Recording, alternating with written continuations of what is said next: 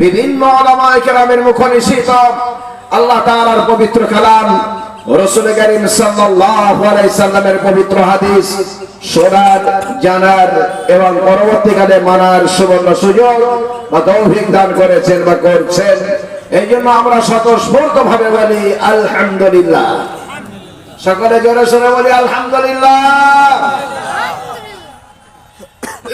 মুহতারাম ও মুকাররম, আল্লাহ তাআলা আমাদেরকে দ্বীন ও শরীয়ত দান করেছেন, ইসলাম দান করেছেন, ফলত আমি মুসলমান। আল্লাহ তাআলা আমাদেরকে ঈমান দান করেছেন, ফলত আমি মুমিন। মহামূল্যবান সম্পদের মালিক মুসলমান, তার কাছে আছে ঈমান। দুনিয়ার থেকেও দামি, জান্নাতের থেকেও দামি বস্তুটা মুসলমানের কাছে আছে। যতদিন থাকবে ততদিন দুনিয়া বাকি থাকবে।